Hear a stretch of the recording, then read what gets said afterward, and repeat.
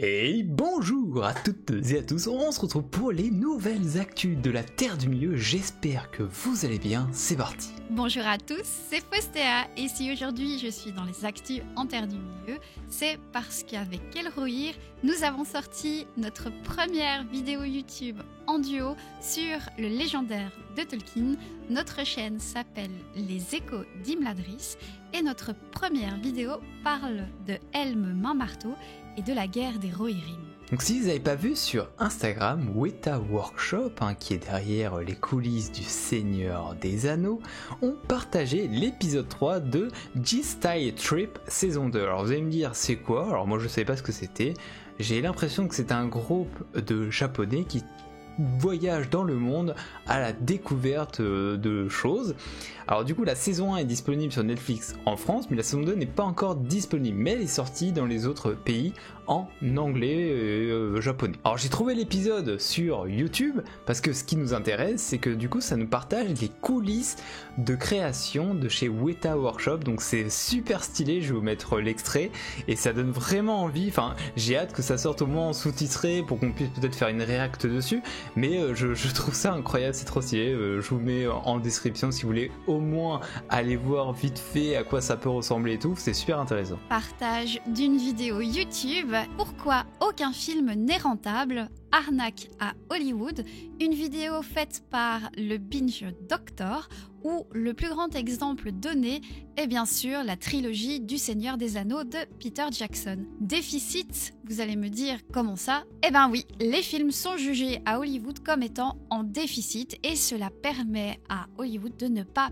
payer certains acteurs et autres producteurs autour du film. Je vous laisse aller voir cette vidéo qui démêle et explique de manière très facile pourquoi il y a des problèmes et cela est une arnaque. Dans cette vidéo évidemment il y aura beaucoup de partage, mais là nous allons partager Histoire Appliquée qui est une chaîne YouTube de 165 000 abonnés, donc quand même beaucoup plus qu'ici, mais il a fait un entretien avec John Ho, directeur artistique du Seigneur des Anneaux. Alors ça c'est le nom de sa vidéo si vous voulez aller la voir. Donc il a fait un entretien avec John Ho, donc à l'exposition à Landerneau, je l'ai faite, c'est magnifique. Allez-y, je crois que vous pouvez encore y aller jusqu'à fin janvier si je dis pas de bêtises. Bon, c'est en Bretagne, c'est un petit peu dans le trou du cul du monde, mais ça vaut le coup, c'est grandiose, c'est vraiment grandiose. Je vais vous mettre des petites photos, voilà c'est le moment parce que j'ai pas pu faire de vidéo, je savais pas comment la mettre, du coup je vais balancer des photos de tout ce que j'ai vu là-bas, parce que c'est trop beau, c'est juste trop beau, et du coup allez voir l'entretien avec John Ho qui a une vision, j'adore sa vision, elle est géniale, franchement allez voir la vidéo. Et nous apprenons que les livres du Seigneur des Anneaux viennent de tomber dans le domaine public uniquement pour la Nouvelle-Zélande.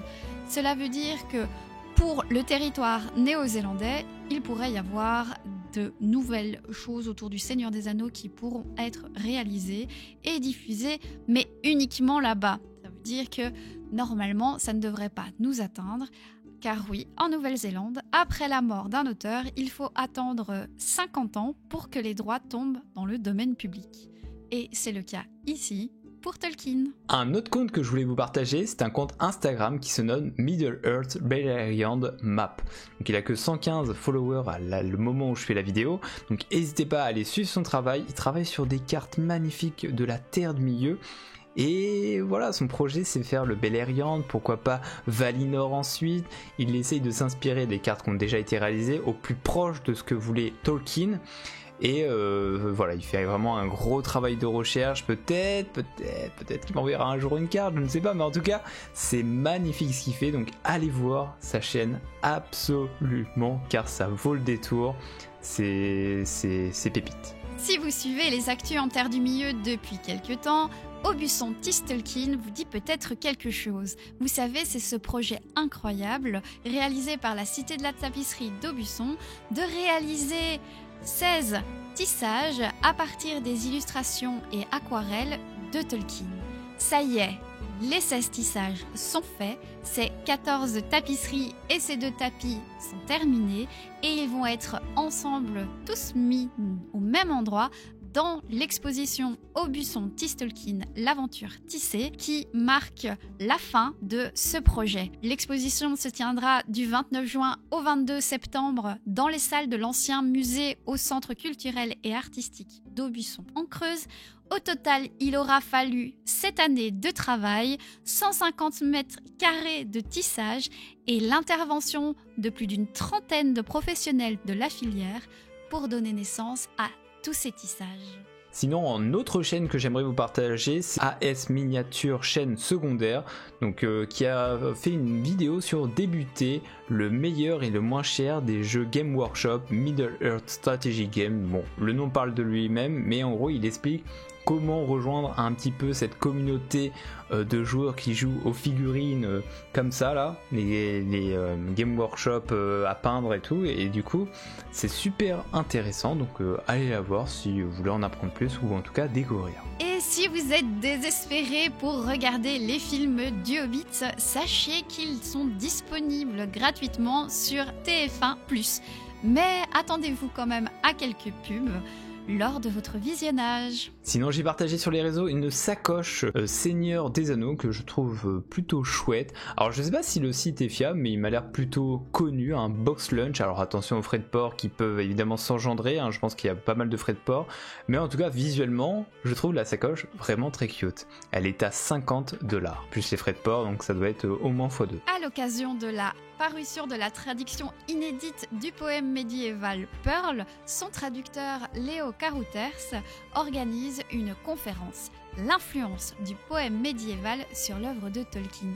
Car oui, Pearl a été à un moment réécrit en anglais moderne par Tolkien, et Léo Carouters, en rendant le poème accessible des décennies plus tard, approfondit le rôle de la symbolique de la perle dans l'univers de Tolkien. Cette conférence a lieu le mercredi 28 février de 18h à 20h à la Maison de la Recherche de Sorbonne Université à Paris. Avant de terminer cette vidéo, sur BFME, nous avons deux actualités. Déjà, j'ai écrit un article, bon j'ai repris celui d'Age of the Ring, mais Age of the Ring 8.3 devrait sortir bientôt avec des nouvelles cartes, avec des changements d'équilibrage, de pouvoir, etc. Mais surtout une fonctionnalité que j'adore et que vous allez adorer, c'est le fait d'avoir les couleurs de faction, les couleurs sur les unités. Si on choisit du bleu, elles seront plutôt bleues, etc. etc. Mais le mieux, c'est que c'est optionnel, ça sera optionnel, donc ça c'est formidable. Alors je sais pas quand ça sortira, mais bientôt je pense. Et la deuxième chose, c'est que BFM2 patch 1.09 est sorti. Hier j'ai sorti une vidéo qui explique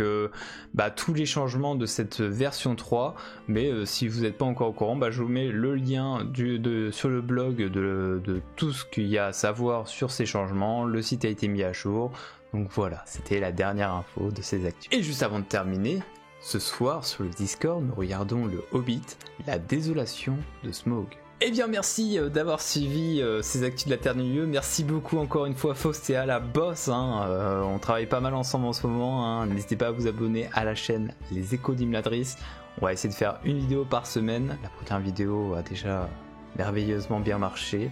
Nous sommes à peu près quasiment 200 abonnés sur la chaîne, et ça c'est beau, c'est magnifique. Et voilà, on va essayer de continuer comme ça sur notre lancée. Je vous souhaite une agréable journée, au revoir et à bientôt.